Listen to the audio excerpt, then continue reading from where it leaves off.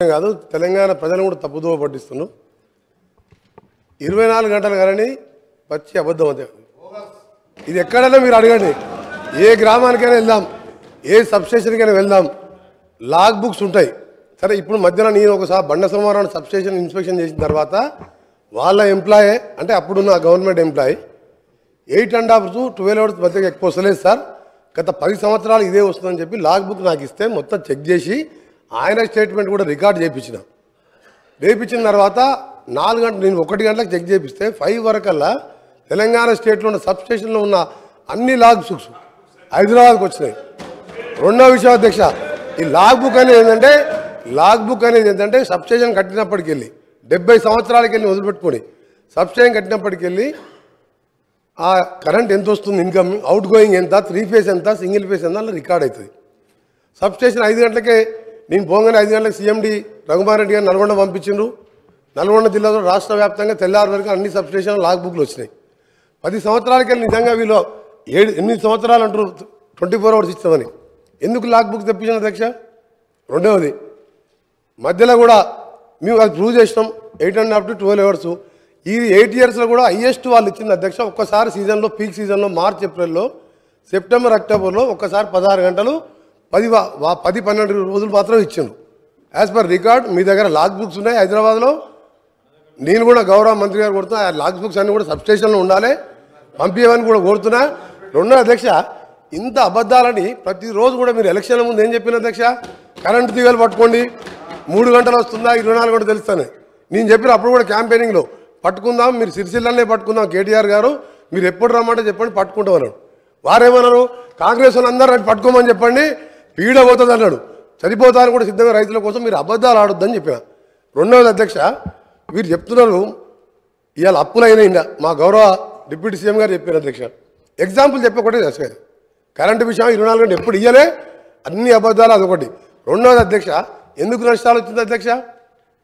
Power purchase అగ్రిమెంట్లో ఎక్కువ rate కొన్నందుకు.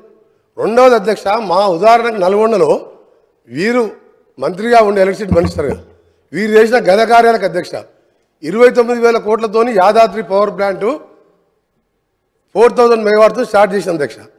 9 సంవత్సరాలు start అయ్యి 29,000 కోట్లతోని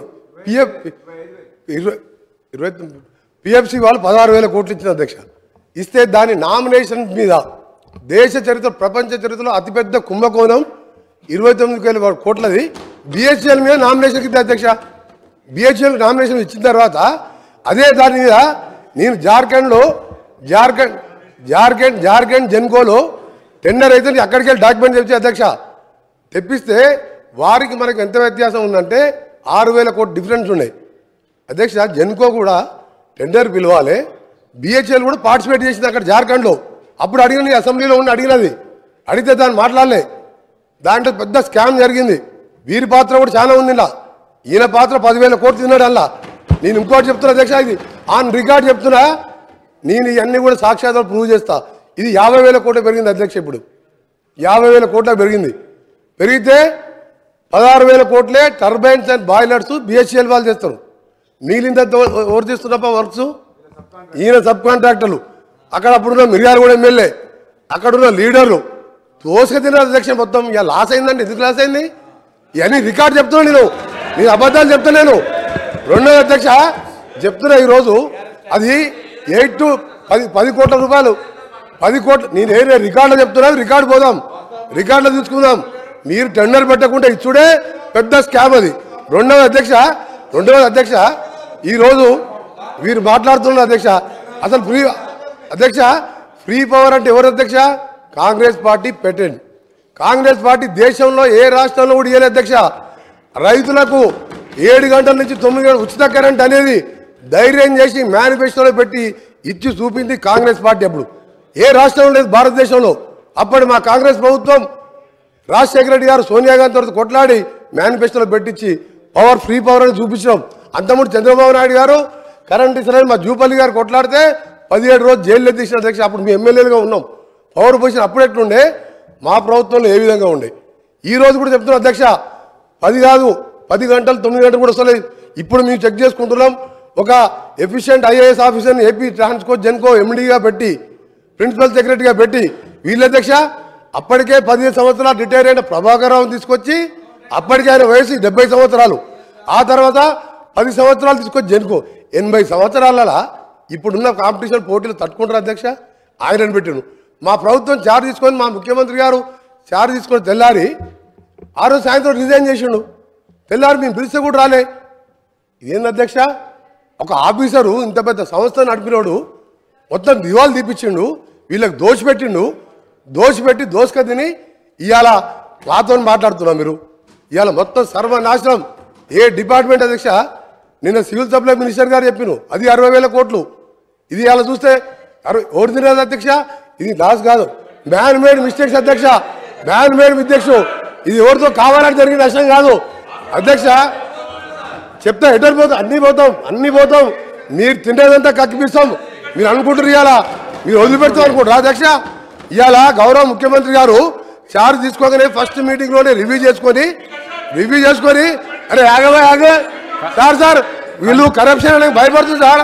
ప్రతి కరప్షన్ అంటే భయపడుతుండ్రు ప్రతి విషయంలో సార్. ఒకరి విషయం సార్ చాలా ఇంపార్టెంట్ సబ్జెక్ట్ సార్. వీళ్ళు ఏంటంటే దొంగలు అది కాదు సార్, దొంగలు అనగానే భుజాలు తడుకుంటు సార్ వీళ్ళు సార్. ఇంపార్టెంట్ సార్ ఇది తెలంగాణ రాష్ట్ర రైతులకు సంబంధించింది. రాష్ట్ర రైతులని గౌరవ సభ్యుడు ఈరోజు సభ్యులని సభని తప్పుదో పట్టిస్తున్నారు కాబట్టి చెప్తున్నా. మీరు ఒకటే చెప్తున్నా సార్, ఈ రోజు ఒకటే చెప్తున్నా, నువ్వు 10-12 గంటలు ఎక్కువ ఇవ్వలేదు. మేము త్వరలో నేను ఒకటే చెప్పిన సార్, మీరు ఇవాళ ఒకటే మీరు మాట్లాడకండి. నేను స్పీకర్ గారితో మాట్లాడుతున్నా సార్. ఒకటే సార్ కన్క్లూడ్ చేస్తున్నా సార్. నేను ఒకటే చెప్తున్నా సార్, మీరు 24 గంటలు మభ్యపెట్టింది సార్. 9 గంటలు ఎక్కువ లేదు. మేము ఒకటే చెప్తున్నాం సార్. ఈ రోజు మీరు చెప్పిన మాటలన్నీ కూడా పూర్తిగా రికార్డులకు వెళ్తాం సార్. ఆయన ఎప్పుడు అంటే 24 గంటలు నిన్నాడు. లాగ్ బుక్లు పంపించాలి సార్. లాగ్ బుక్స్ లో ఉన్నాయి కదా, భయపడి లాగ్ బుక్ ఎందుకు తెప్పించిండు? దీని మీద వాళ్ళు మాట్లాడమని చెప్పాడు సార్. ఇవాళ జగదీష్ రెడ్డి గారు గౌరవ సభ్యులు వాళ్ళ అప్పుడు ఎమ్మెల్యేలు తిన్నదంతా కూడా తప్పకుండా ఎంక్వైరీ చేపిస్తాం. ఎంక్వైరీ చేయాలని మా ముఖ్యమంత్రి గారు కోరుతాం.